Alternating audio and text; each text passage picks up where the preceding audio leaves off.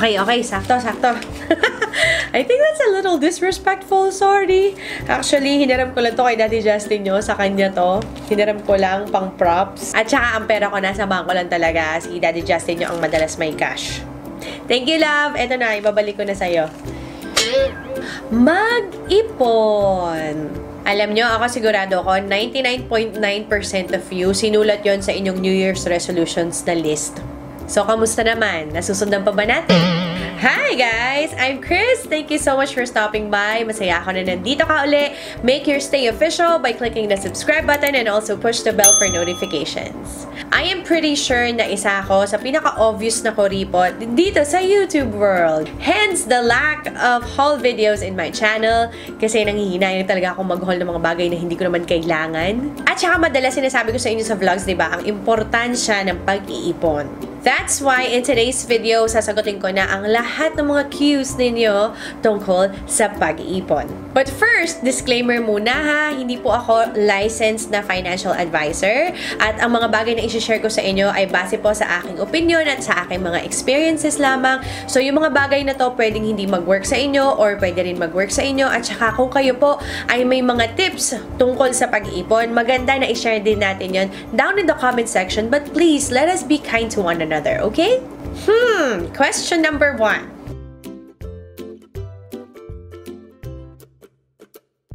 Very important na masagot mo at masagot ko itong tanong na to, okay? Pero sasagutin ko muna since you're watching my video. Well, I'm a worrier. And I do it too much. That's why I save. I save my money in the bank because it gives me a sense of security and peace. Ikaw, I want to know, bakit ka nag-iipon? Type your answer down in the comment section. Yung iba, nag-iipon sila dahil ikakasal na sila.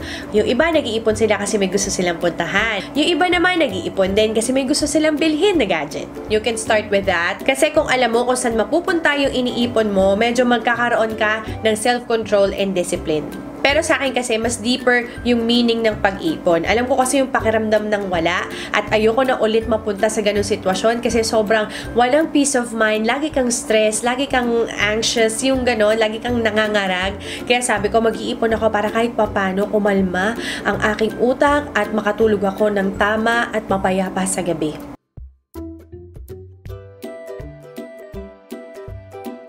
Magkakakabit yung question na yun, ano? Pero para sa akin, sa aking opinion, no matter what situation you are in right now, at saka kung anong role ang ginagampanan mo, simple lang po ang sagot sa iyong tanong.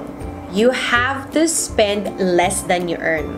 When I was single, I made sure na ang aking monthly earnings ay hindi bababa sa 15,000. So, yung earnings ko noon, parang around 15 to 20-ish, depende. So, let's just mag-average na lang tayo. Halimbawa, 15,000.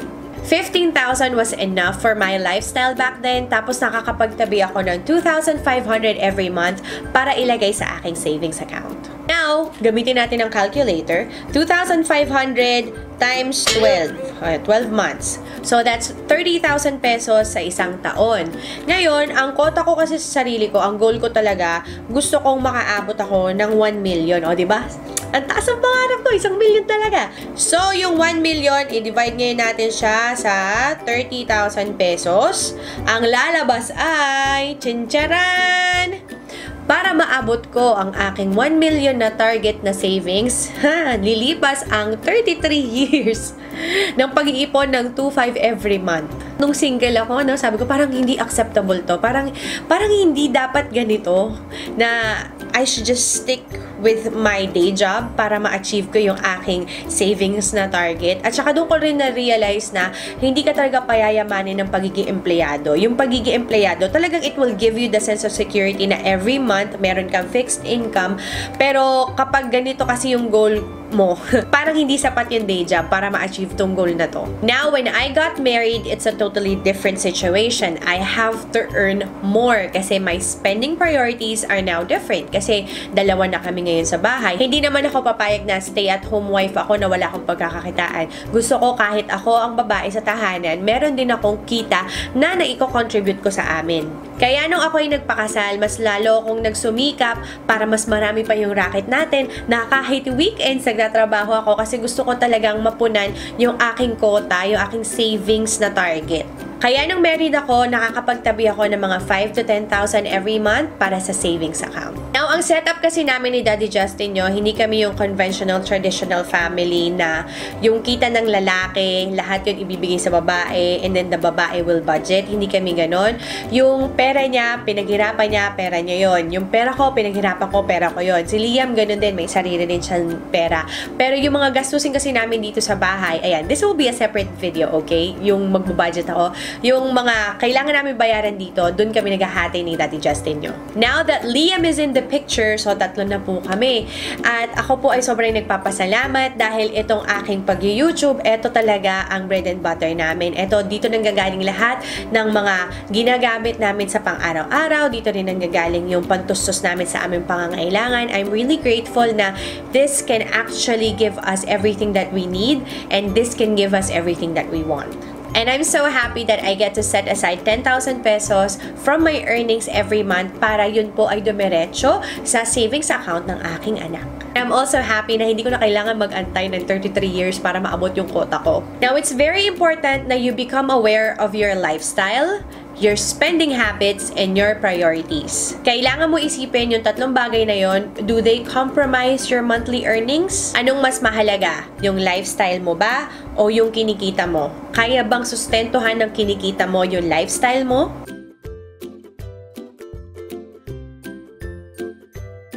I hate to break it to you, but it's not gonna be easy. Why? Because you will be deprived. May mga bagay ka na kailangan ipagkait muna sa sarili mo. You will delay gratification kasi alam mo na yung ginagawa mo ay para sa future self mo.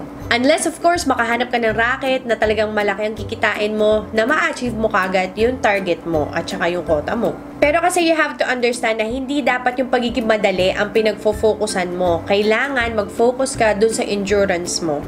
Which leads me to the next question.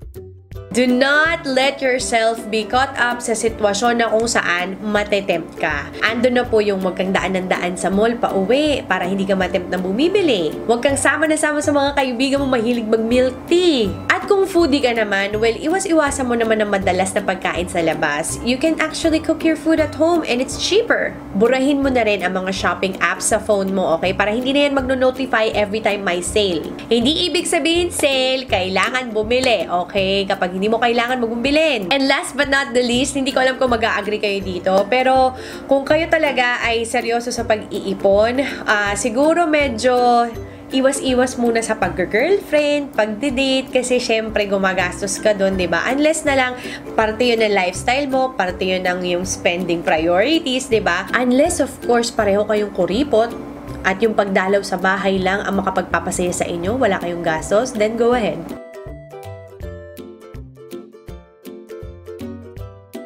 Eto, medyo mahahati ang opinion ng bayan sa topic na to.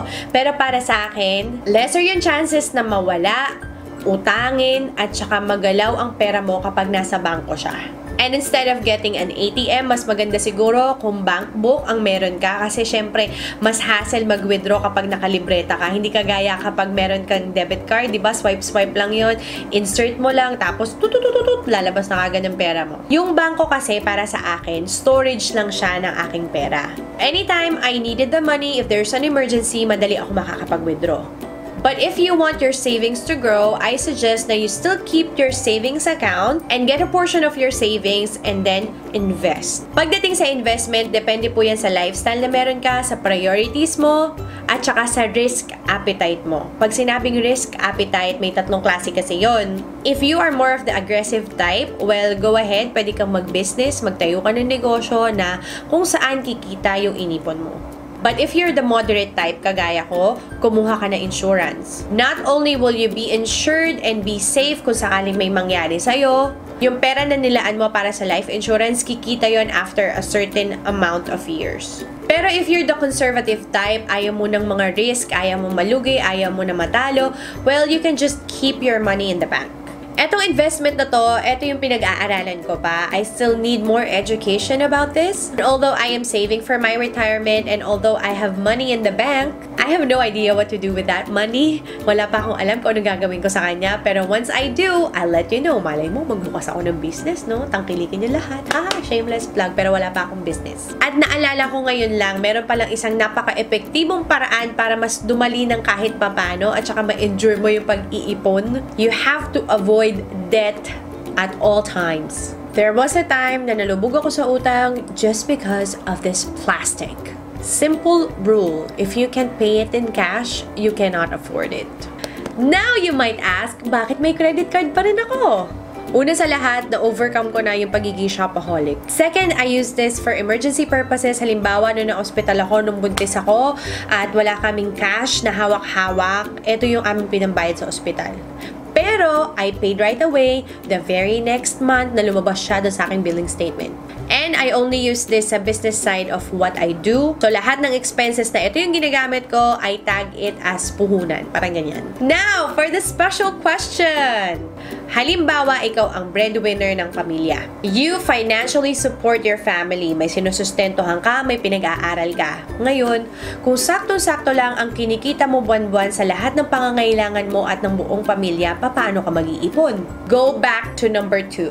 Spend less than you earn. I am pretty sure na kahit papano, kahit 300, kahit 500, may matitira sa sahod mo na pwede mong itabi as part of your savings. But I'm sure na maliit pa yung halaga na yon. If I get this right, your day job is for you but mostly for your family. Tama ba? Now, this is the part where you get a second job.